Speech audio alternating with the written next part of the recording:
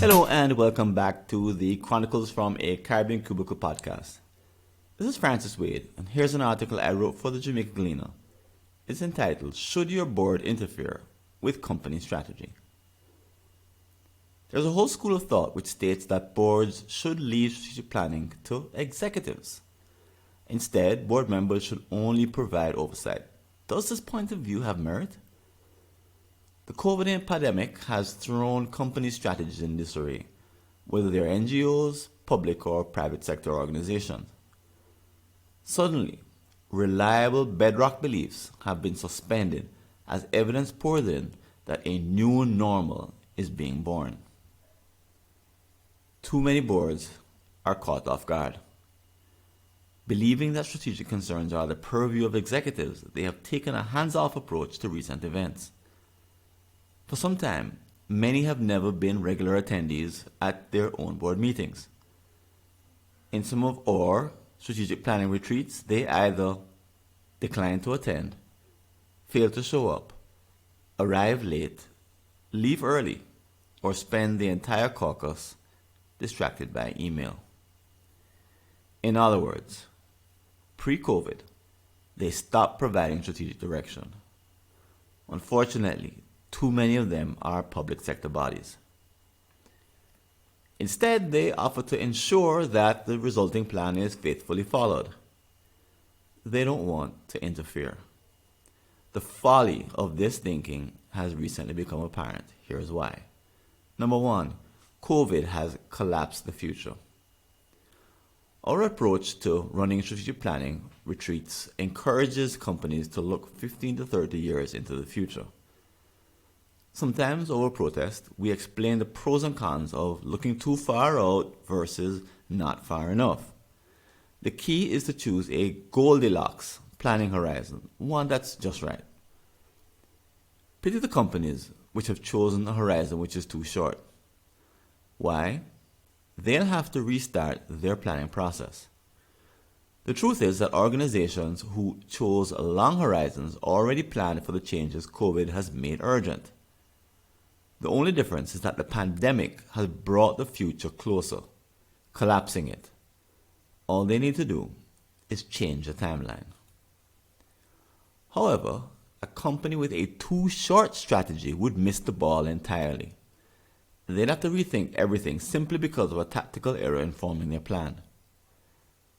This is precisely where board members make a difference. They are usually the ones pushing for longer horizons. Their absence makes this mistake more likely to occur. Number two, fresh new eyes are necessary at the top. The pandemic has shown us what it's like to be completely blindsided. However, it should also predict which individuals will rebound first. Those who are younger and newer to the organization have an advantage. Just observe how they adapt themselves to the use of an app such as Zoom, which has assumed a central role in most companies. Contrast that reality with some leaders. I once worked with the head of communications of a large company who hid a big secret. He didn't know how to use PowerPoint. How he got to that position without picking up a basic tool of the trade remained a mystery. Boards need to challenge executives to keep developing themselves.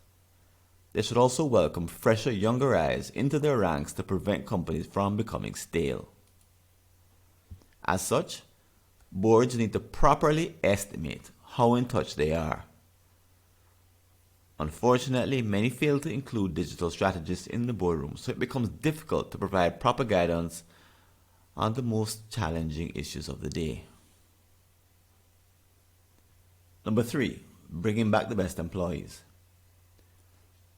Today, CEOs are looking around the office, shaking their heads and wondering, why did I ever think we needed so many people?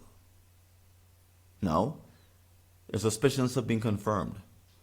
When some employees stayed home and contributed little, they weren't missed.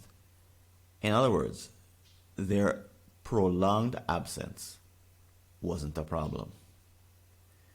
Can organizations simply cherry pick the best employees, pay them a bit more, and let go of the rest? I predict that the new normal will force them to do so within the limits of the labor laws.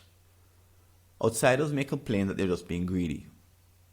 However, executives may point to the need to survive the first worldwide disruption in business to occur in our lifetime.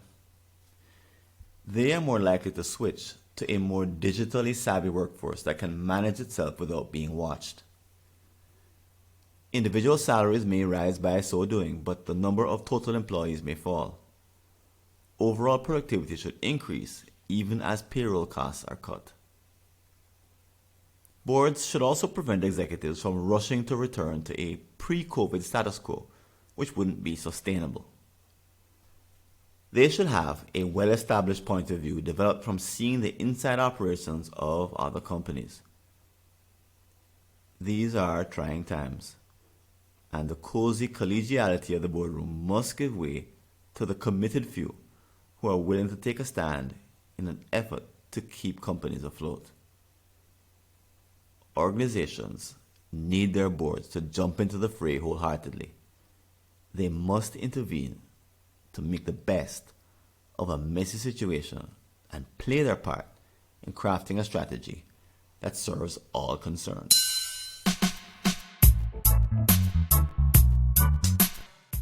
Thanks for listening. Do you have an unsolved problem in your Caribbean company related to strategy, productivity, engagement, or business process improvement? Just visit a searchable listing of all my prior articles and you may be able to help yourself to a fresh line of thinking. Go to blog.fwconsulting.com or see the show notes.